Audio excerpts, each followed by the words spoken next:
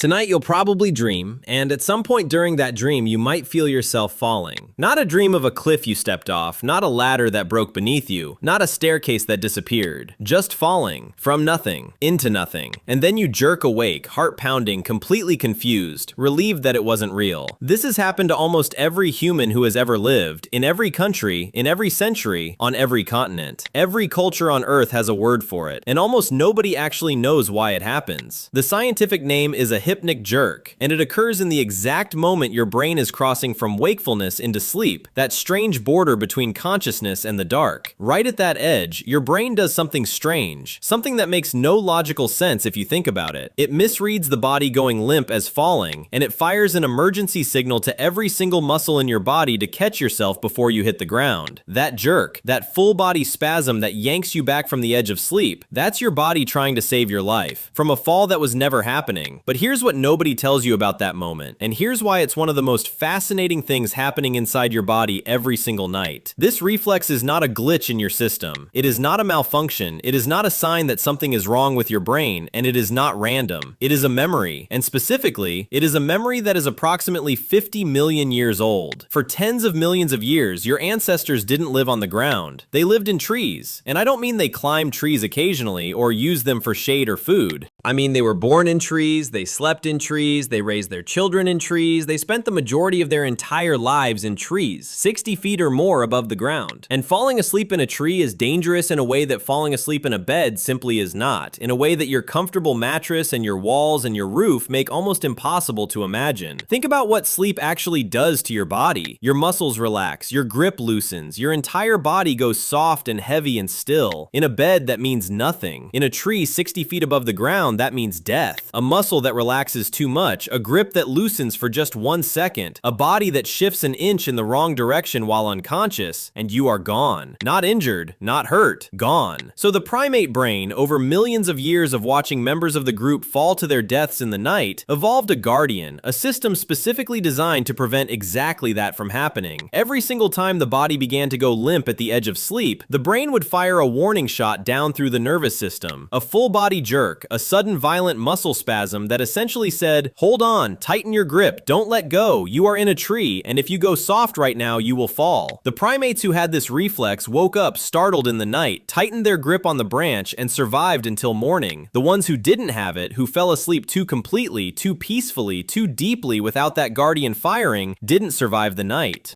And they didn't pass anything on. After millions upon millions of years of that selection pressure, generation after generation of the ones who jerked awake surviving and the ones who didn't disappearing, the reflex became universal across every primate species on the planet. Chimpanzees have it, gorillas have it, monkeys have it. Every primate that exists today descended from ancestors who stayed in the tree because something inside them wouldn't let them go completely still. And so do you. But here's the part that actually gets interesting. Here's the part where this stops being just a biology fact and starts being something that should genuinely change how you think about your own body. You haven't lived in a tree for 6 million years. Anatomically modern humans have been sleeping on the ground, in shelters, behind walls, with roofs over their heads for hundreds of thousands of years. You sleep in a bed, on the ground, behind walls, with a roof, in a building, in a city, surrounded by concrete and glass and electric light. There is no tree. There is no branch 60 feet above anything. There is no predator below waiting for you to fall. There is no drop, and your brain still doesn't know that. Every single night when you cross that border from wakefulness into sleep, a 50 million year old piece of biological software buried deep in your nervous system wakes up and runs the same safety check it has been running since before your ancestors looked anything like you. It checks one thing: are we still in the tree? It scans the body going limp, it registers the relaxing muscles, the loosening grip, the stillness, and it asks the same question it has always asked. Are we in the tree? Is this safe? Should we hold on? The answer your environment sends back is always no. There is no tree, you are safe, you are on the ground, nothing is going to happen to you tonight. And the brain doesn't understand that answer, because it was never built to receive it, because for 50 million years that answer never existed. So it fires anyway, and you wake up grabbing at sheets that are not a branch, in a room that is not a forest, in a body that is no longer an animal in the canopy, but still carries every single reflex of one. This is what your body believes every single night without exception, that you are still an animal sleeping in the dark somewhere above the ground. sound, that the muscles going soft are a warning sign, that the stillness is dangerous, that one wrong shift in the night could end everything. Your conscious mind knows exactly where you are. It knows you are safe. It knows there is no tree and no drop and no danger. But the part of your brain that fires that reflex is older than conscious thought, older than language, older than anything that could be reasoned with or convinced or updated. It does not read the room. It runs the program. The next time you jerk awake from nothing in the night, heart pounding, confused, reaching for something that isn't there, remember what actually just happened. You didn't almost fall. Your brain just reached back 50 million years and checked in on an ancestor who was clinging to a branch in the dark, somewhere in a forest that no longer exists, on a continent that looked nothing like it does today. It ran the same check it always runs, found the same loosening grip, sent the same signal it has always sent. And for one single second, across 50 million years of evolution, it thought you were the same.